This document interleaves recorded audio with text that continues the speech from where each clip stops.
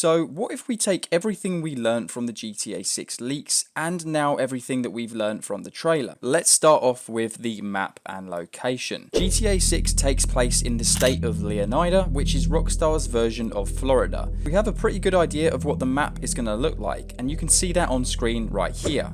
You can see we have Ocean Beach on the very far eastern side of the map, followed by Vice City slightly to the west. You're then going to have the Keys slightly south of that, then extending right to the bottom of the map. And slightly above that you're going to have the Grass Rivers, which is going to be the Everglades. We then have a location called Port Gellhorn, which is based off of Fort Myers in real life, which is going to be in the northwestern area of the map. There are some other locations that have since been confirmed, but we're not 100% sure where they're going to be. There will be a giant lake in the middle of the map, probably named Lake Leonida. This is likely to be very similar to the Alamo Sea from GTA 5. But it doesn't just stop there. We also have some other unconfirmed locations that we're not quite sure where they fit into the map. And one of these areas is actually called Kelly County. I could imagine this is probably a smaller area on the map, somewhat similar to Strawberry from GTA 5 as well. Speaking of the map and location, Rockstar Games have gone through the extra effort to make this game look as close to real life as possible.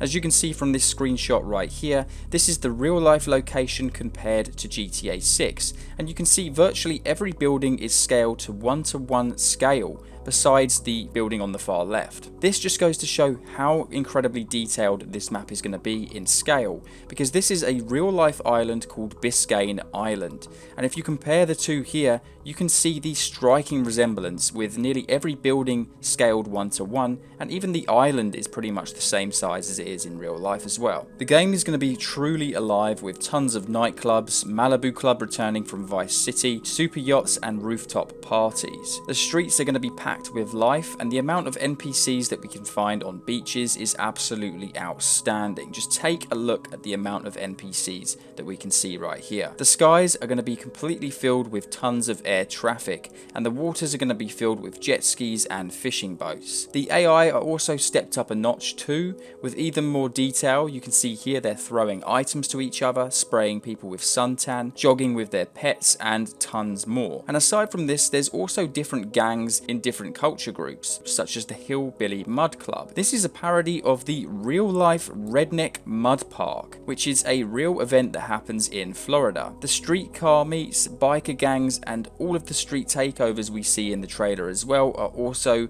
references to real-life things that go on in Florida. There looks to be a lot of enterable interiors that we can explore, a few of which you can see on screen while I'm talking now that have been found throughout the trailer. We know that a lot of these locations are also robbable. We saw them robbing a bait shop in the trailer, as well as Jack's liquor store. But not only that, of course, in the gameplay leaks we of course saw the robbery of Hank's Waffle Diner, and we also saw Jason entering a thrift store and using a special ability, which we'll touch on in a few moments time. Let's also not forget that Rockstar Games are adding the Metro mover to GTA 6 as well. Wow, so that was a lot of details, and that was just talking about the map and location. So let's now talk about Jason and Lucia. We know that at some point in the game, likely the beginning, one of our two main characters named Lucia will be in a correctional facility or prison after being caught for some sort of crime. Upon release, it looks like she wears an electronic tag on her ankle, which is a device commonly used to keep track of people as part of their bail or probation conditions, which can be seen in the official artwork of the game. The second main character, Jason, at this point in time, his whereabouts are unknown, but we did see in the leaks at some point Jason and Lucia do rob a diner, like I mentioned earlier, called the Hank's Waffle Diner. This scene confirms a lot of really interesting details we're going to touch on very shortly, but it's confirmed now that Jason and Lucia are in a relationship and will likely begin their journey desperate for money, robbing anything they can to make money as quickly as possible. And their story is most likely going to begin in the northwest area of the map, which is where we mentioned earlier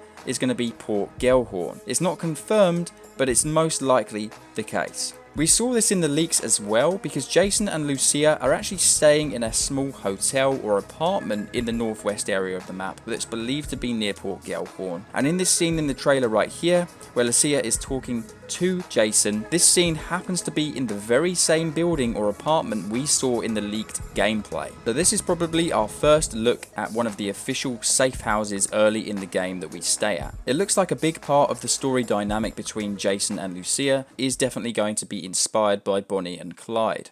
Now let's move on to items and inventory. All items within the world are interactive by the press of a button. This scene in the trailer right here shows just how packed and detailed small stores really are going to be.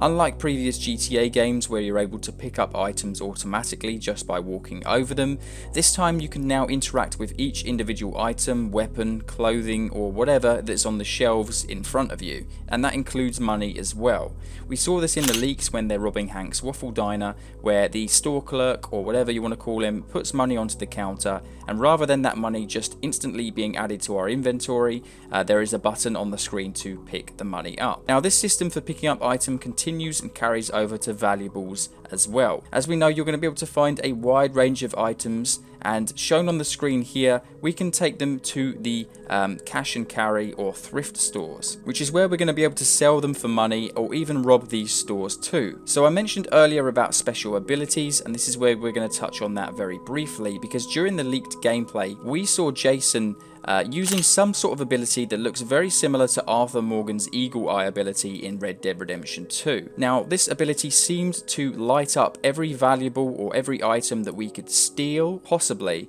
in the thrift store. We're not sure whether Lucia will actually have her own ability just yet, but we're pretty much certain that Jason definitely confirmed some sort of ability coming to GTA 6. As for what items have been discovered so far, you're of course going to be seeing these items on screen as I'm talking. You'll also notice that food items and consumables are now storable as well, so the game will likely feature some kind of health system similar to Red Dead Redemption 2 and stamina system as well, but this is just speculation at this point, so we're definitely going to have to confirm that at a later date. Speaking of the inventory system, we know that this system is actually going to be limited as well, because in some of the leaked gameplay we saw Lucia wearing a duffel bag, and it's also possible that each character is going to have a shared inventory system where Jason and Lucia can actually share items between them. So it's possible you can share items through the use of a vehicle where you store the rest of your weapons or items. Possibly a personal vehicle will be the same system. We also did see Jason robbing a storage container in the leaks as well, which once opened he discovered a Sanchez motorbike and a pile of cash, and he used a bolt cutter to open the container at the Vice City docks. So it's really interesting to see all of this level of detail coming to the game. Let's move on swiftly to the weapon wheel and health system. So this also goes for the weapon wheel as well, the health system and inventory system. All of these details were revealed in the leaks, but of course to be confirmed 100%, we don't actually have any gameplay at the moment, so we can't confirm whether the weapon wheel will look like it did in the leaks at the very final release of the game. But what we do know is that painkillers are a thing, and the weapon wheel does look like it is returning, but this time it's going to be more realistic, letting you only carry a certain amount of weapons at any given time, which may mean, again, reinforcing that statement I made earlier about our personal vehicles being a means of storing more additional weapons. And if you want to know all of the confirmed weapons coming to GTA 6 that we know of so far, I'll be flashing these on screen now and showing you guys a few of the screenshots from the trailer, so feel free to just pause the video while you take a look at those. One thing I do want to mention that's really interesting is it looks like other consumables will also be coming to GTA 6 as well, like cigarettes, cigars and bottles of alcohol. Let's move on to the key features. Now the game focuses on everything that made Red Dead Redemption 2 so great and takes it up even further. So you're going to be able to interact with NPCs with a vast range of reactions and responses, and the random events throughout the world look absolutely crazy. You've got the alligator in the pool, you've got the man who likes to water his garden naked, you've got women twerking on vehicles and people doing Ghost Rider challenges for TikTok. Another key feature that I found really cool is their realistic approach to stealing vehicles. We saw from the leaks that there is an item called the Vehicle Immobilizer Bypass, which I can imagine is going to be required to steal some of the high performance sports vehicles, and if we don't have that tool then it's going to be a lot more difficult. Another item for helping with stealing vehicles was that they discovered the Slim Jim tool, which is really interesting. There's going to be features to evade detection by CCTV cameras, because in the leaks we also noticed that CCTV cameras in the dev tools showed that some of them were recording. We also saw references to police being able to recognize the vehicle and what information they have on you once you've committed a crime. Therefore, if they don't actually have a good description of what you look like, what you're wearing, or what you're driving, you may just be able to actually evade the police a lot easier in this game depending on the circumstances, which is really awesome, and I think it looks really realistic. And we actually saw this in the trailer potentially, where Jason and Lucia appear to be driving away from a robbery, and we see the police cars drive past them because they haven't found out yet which vehicle they're driving. Now that is our first clue that is definitely a confirmed feature. Another really awesome thing confirmed in the leaks was that once you pass within close proximity of a vehicle, you can actually loot the interior of a car by smashing the window without stealing the vehicle. So if you walk past a vehicle and you see, say, a laptop or a mobile phone inside, you can smash the window and steal them and sell them at stores. It looks like money we've made through illegal means will need to be money laundered, and so there's symbols on the map in the leaks that look like washing machines with dollar signs in the middle, which people are speculating is showing us that money laundering services are going to be available before we're able to access the money that we've stolen. We also noticed there's going to be a car fence and an art fence, which is places or locations we can go on the map to sell stolen vehicles and stolen goods. Some of the confirmed mini games so far is playing dice, golf, fishing, races, doing van shipments, robberies and deliveries. So it looks like we may even be able to do legitimate jobs as well to make a bit of money in the early part of the game. Now you may be wondering, what kind of GTA Online information do we have for GTA 6?